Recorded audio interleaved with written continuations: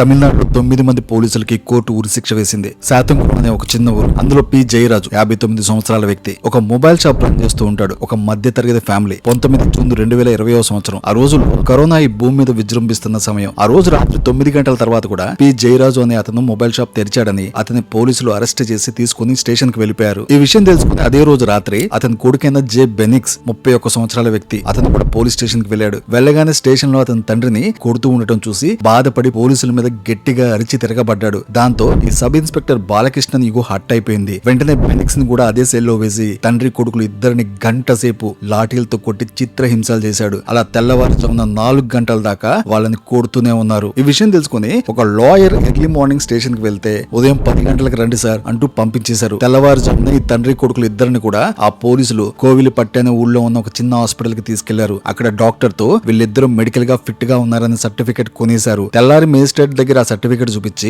కోవిలిపట్టి అనే ఊరికి దూరంగా 100 కిలోమీటర్ల దూరంలో ఉన్న ఒక సబ్ జైల్ కి తరలించారు. అక్కడికి వెళ్ళాక కూడా వాళ్ళిద్దరు శరీరంలో నుండి రక్తం కారిపోతూనే ఉంది. లోపల మర్మాంగం చీలిపోయే రక్తం కారిపోతుంది. కింద పడ్డ ఆ రక్తాన్ని కూడా ఆ ఇద్దరు చేతనే తుడిపించారు ఆ పోలీసులు. ఆ మరుసటి రోజు ఉదయం ఆ తండ్రి కొడుకులు ఇద్దరిని కూడా పోలీసులు మళ్లీ హాస్పిటల్ కి తీసుకుని వెళ్ళిపారు. ఒక పక్క రక్తం కారుతూ ఎముకలు విరిగిపోయి ఆ నొప్పులకి తట్టుకోలేక మొదట కొడుకు బెనిక్స్ చనిపోయాడు. మరుసటి రోజు ఉదయం తండ్రి చనిపోయాడు. ఈ విషయంపై 9 మంది పోలీసులు ఆరోగ్యం సరిగ్గా లేకపోవడం వల్లే వీళ్ళిద్దరు చనిపోయారు అంటూ కేసులు రాసుకున్నారు. పంచనామాలు చేశారు. ఆ శవాలని వారి కుటుంబానికి అప్పచెప్పారు. కేసు అయిపోయింది అని అనుకున్నారు ఆ పోలీసులు. అసలే కరోనా సమయం, రోడ్ల మీద ఎవరూ తిరగలేని పరిస్థితి. ఎక్కడ కరోనా వచ్చిద్దో అనే భయంతో అందరూ ఇళ్లలోనే ఉండిపోయారు. ప్రజలందరూ ఇళ్లలో ఖాళీగా ఉన్నారు. అంబానీ మామయ్య 500 రూపాయలకి అన్లిమిటెడ్ ఇంటర్నెట్ చేతిలో పెట్టేశాడు. చాలా మంది కంటెంట్ క్రియేటర్స్ ఖాళీగా ఉండిపోయారు. ఈ విషయం ఆ నోట ఈ నోట తెలిసి ప్రజల నోళ్లలో పడిపోయింది. అదే ఈ 9 మంది పోలీసుల ఉరిశిక్ష కారణమైంది. కరోనా లేదు, తొక్కలేదు అంటూ శాతంకులం ఊర్లో ఉన్న వ్యాపారులందరూ రోడ్ల మీదకి వచ్చేశారు. మీడియా కవరేజ్ చిన్నగా పెద్దదైపోయింది. ఈ విషయం తెలిసి హైకోర్టు ఈ కేసును సుమోటోగా తీసుకుంది. కేసును సిబిఐకి అప్పచెప్పింది. ఎస్పీని పిలిపించారు. అటాప్సీ వీడియో తీయాలని సూచించారు. సబ్ ఇన్స్పెక్టర్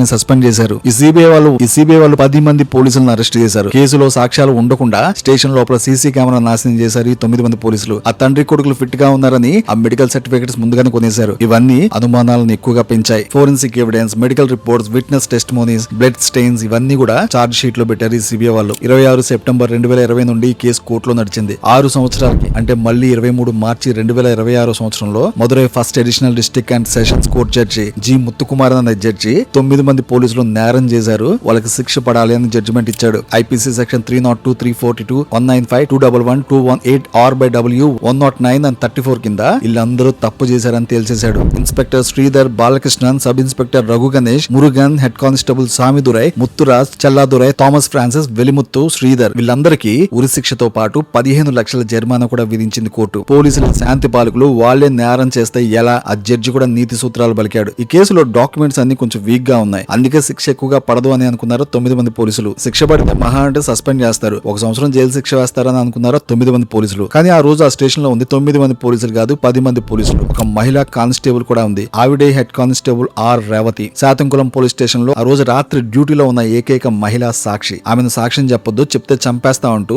ఆ 9 మంది పోలీసులు ఆవిడని బెదిరించారు. ఆ భయంతో ఆవిడ కేసు ముందుకు వెళ్తున్న కొద్దీ ఆవిడ సాక్ష్యంగా బయటకు రాలేదు. ఒక కుటుంబం పడుతున్న బాధను చూసి ఆవిడ ప్రాణాలకు హాని ఉన్నప్పటికీ కూడా బయటకు వచ్చి సాక్ష్యం చెప్పింది. ఆ రోజు నేను అక్కడే ఉన్నాను, ఆ తండ్రి కొడుకులు ఇద్దరిని కూడా విపరీతంగా ఈ 9 మంది పోలీసులు కొట్టి హింసించారని కోర్టుకు సాక్ష్యం చెప్పింది. కొంచెం సేపు షాప్ ఓపెన్ చేసిన కారణానికి కేసు వేయొచ్చు లేదా ఫైన్ చేసి వాళ్ళిద్దరిని పంపించేయొచ్చు. చిన్న విషయాలను కూడా ఈ పోలీసులు ఉరి శిక్ష దాకా తెచ్చుకున్నారు. ఇలా చిన్న విషయాలని పెద్దది చేసే పోలీసులు మీకు అక్కడక్కడ చూసే ఉంటారు. నేనైతే చాలా చూశాను. సిఐడిలో పనిచేసిన ఉమా మహేశ్వరం అనే అన్నయ్య నాకేం చెప్పాడంటే, నా భుజం మీద చేసి ఎవరినైనా నమ్ము, కానీ పోలీసు వాడిని మాత్రం ఎప్పటికీ నమ్మకు అని. మీ అభిప్రాయాలు కామెంట్ రూపంలో తెలియచేయండి.